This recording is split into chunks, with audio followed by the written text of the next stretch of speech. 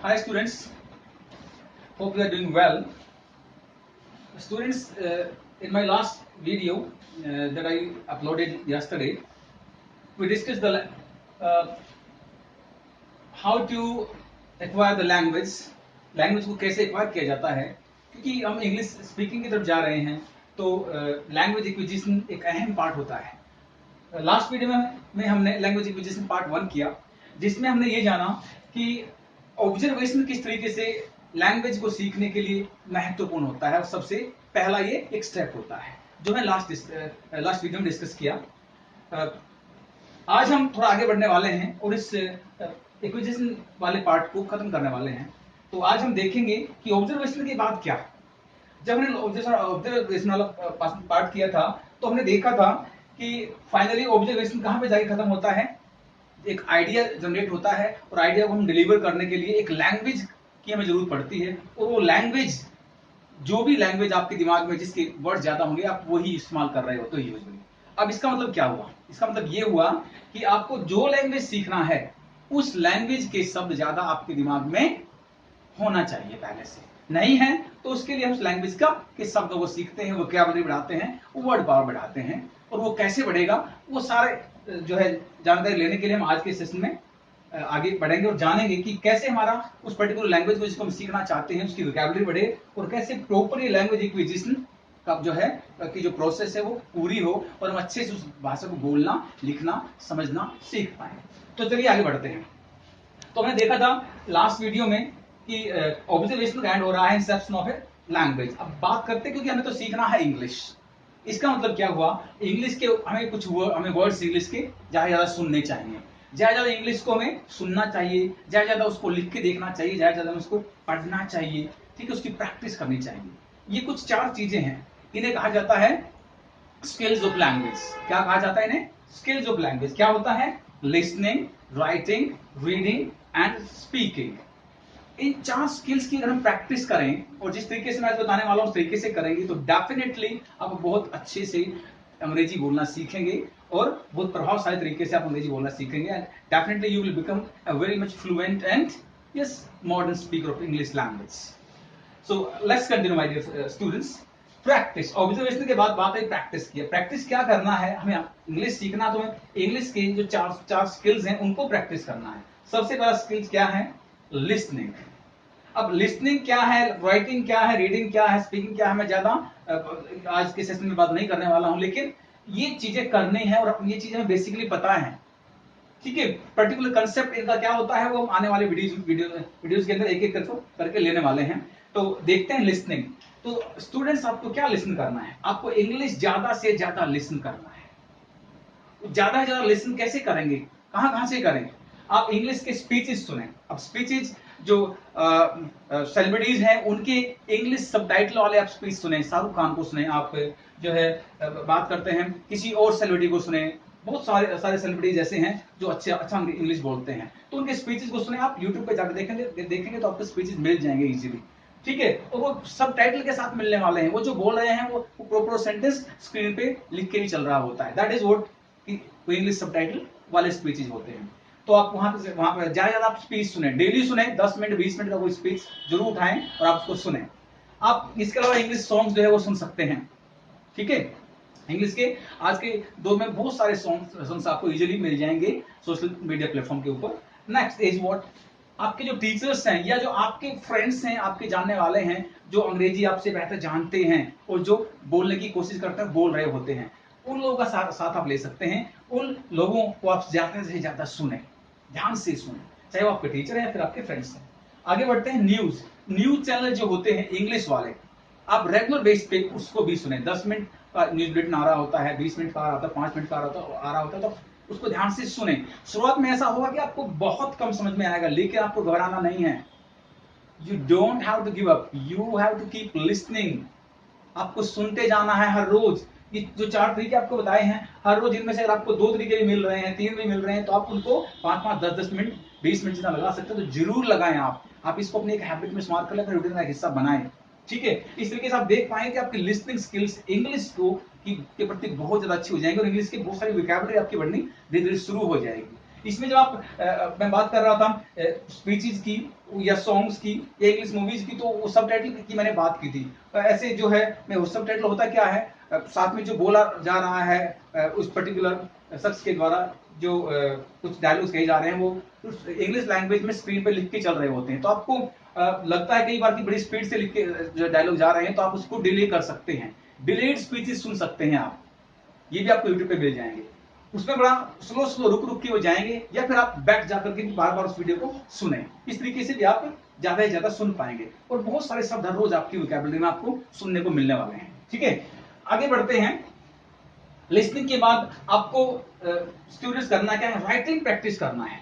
अब writing practice क्या की जाए, आप जब हम बात कर रहे हैं, किसी को सुना आपने, या कि आप सुनने के बाद प्रॉपर्ली आपने किसी चीज को देखा, देखने के बाद एक आइडिया तो आपके दिमाग में आना उसको लेकर गया, किसी ने आपको सुना तो आप उसकी बातों को सुन के आपका भी एक विचार बना, आपका भी एक आइडिया बना, तो आपको वो चीज आप अपने इंग्लिश लैंग्वेज में जैसे भी आपकी टूटी फूटी आप उसमें लिखें, हर रोज लिखें, एक पेज आधा पेज किसी न किसी चीज के बारे में। आपके आजू बाजू में लोग हैं, उनमें से किसी के बारे में, आपके किसी रिलेटिव के बारे में, पेरेंट्स के बारे में, ठीक है, फ्रेंड्स के बारे में, टीचर्स के बारे में, तो हमारे लीडर्स हैं उनके बारे में, या फिर साइंटिस्ट हैं, बहुत सारे ऐसे लोग हैं, आप किसी के बारे में लिखिए जरूर। ठीक है, वो कोई शुरुआत करेंगे आप छोटी छोटी चीजों से, किसी ऑब्जेक्ट के बारे में लिखें, आपने पार्क देखा, पार्क के बारे में लिखें, आपने बस स्टैंड पर गए तो उसके बारे में कुछ लिखें, आप होटल में गए वहां के बारे में लिखें, आप रेलवे स्टेशन गए आप वहां के बारे में लिखें। तो आप इस तरीके से लिखेंगे, हर रोज प्रैक्टिस करेंगे, तो लिखना किस किस के बारे में आप प्रैक्टिस शुरू करेंगे, आपके पर्सन्स कोई भी हो सकता है, आप उसके बारे में लिखें, कुछ प्लेसेज, बहुत सारे स्थान जो होते हैं, आप उनमें से हर रोज किसी एक के बारे में जरूर लिखें। और ऑब्जेक्ट की बात करता हूँ, कोई भी वस्तु है, कोई भी ऐसी चीज जो हमारे इस्तेमाल की है, मान भी चलता हूँ मैं व्हाइट बोर्ड की बात ही करता हूँ, तो हम इसके बारे में बोल सकते हैं।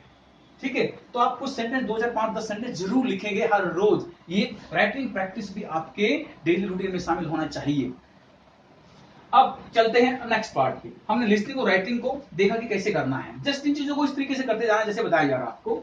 आगे चलते हैं रीडिंग। अब रीडिंग आपको मालूम है, रीडिंग एक अहम हिस्सा है किसी भी लैंग्वेज को सीखने का। और रीड कैसे करना है, आपको रीड करना है लाउडली, बोल बोल के, थोड़ा जोर से बोल के रीड करना है। इससे फायदा क्या होने वाला है कि आपका प्रोनाउंसिएशन ठीक होगा, और वो शब्द जो इंग्लिश का बोल रहे हो, जिनको रीड कर रहे हो, वो आपकी जबान पे वो शब्द आना शुरू हो जाएंगे।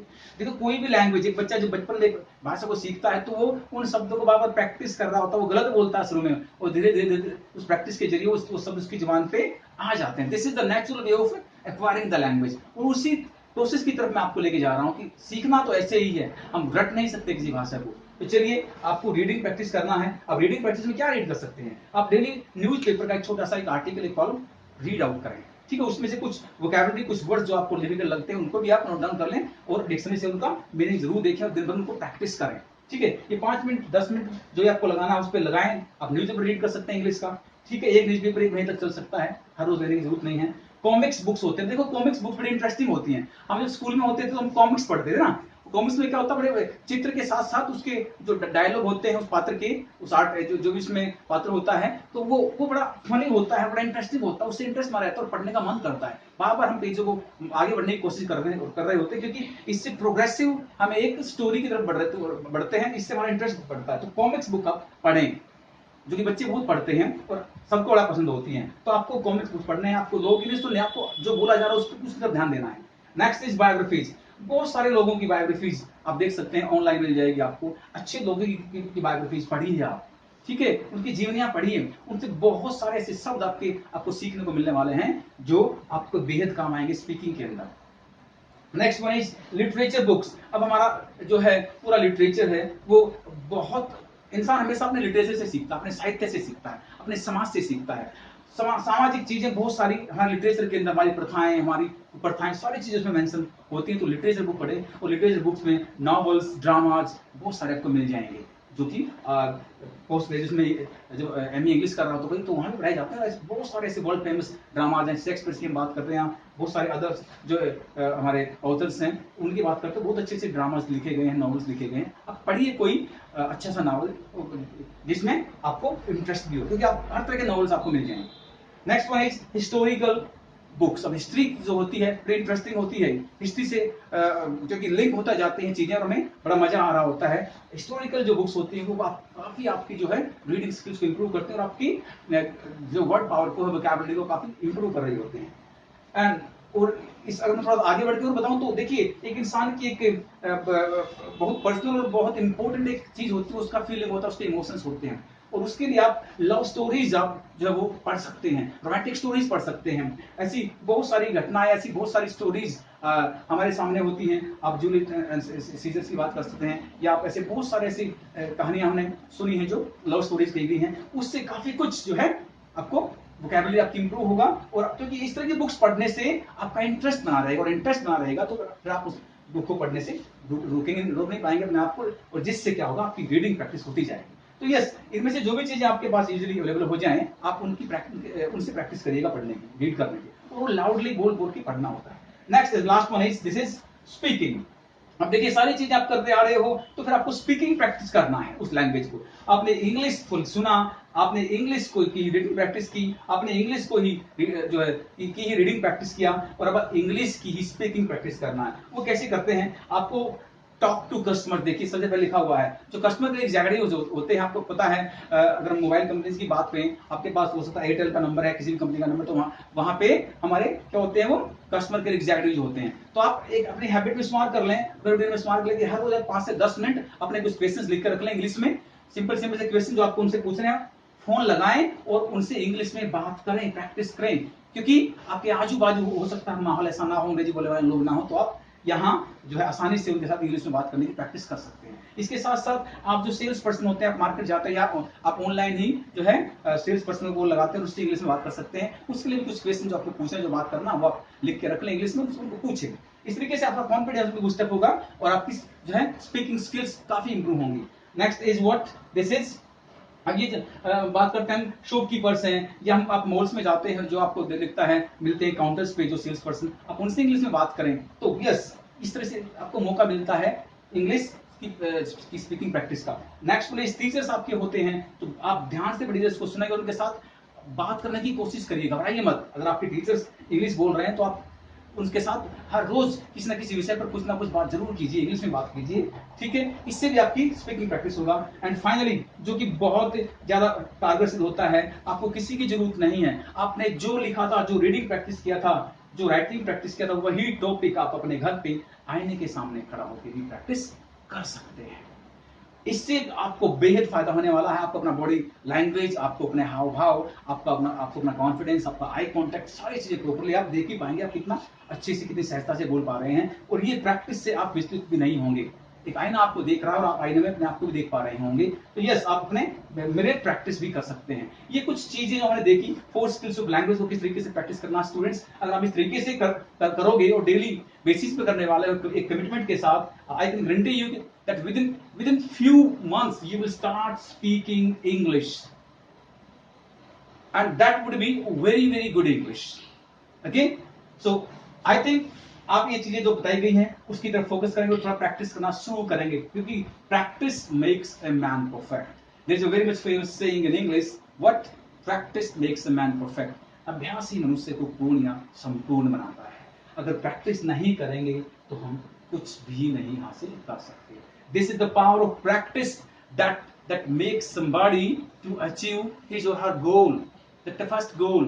This is the power of the practice that a student in the same class gets more than 90% marks, and other students get only passing marks. This difference is just due to the practice. क्योंकि ऐसे students साल भर practice करते रहते हैं, वो practice करना नहीं छोड़ते। That is why practice makes a man perfect. So I hope that you will start practicing these 4 skills for language, and yes, it will help you out to acquire the language. Finally, language का जो है की तरफ आप बढ़ेंगे और आपको डर लगना बंद हो जाएगा। अब आगे आने वाले सेशन में मैं इन स्किल्स को एक एक करके कैसे इंप्रूव किया जाए, कौन सी टेक्निक्स हम यूज करें, वो सारी चीजें भी होंगी। लेकिन आप बने रहें इस चैनल के साथ, चैनल को सब्सक्राइब कर लें अगर नहीं किया है तो दोस्तों, और कमेंट सेक्शन में जाकर के आप कमेंट जरूर कीजिए, अगर आपको कुछ सीखने को मिला है तो भी, और अगर कुछ सीखने को नहीं मिला तो भी, ताकि मैं आपके लिए बेहतर से बेहतर वीडियो बना पाऊं। I hope you will be benefited from this video. Thank you so much. See you next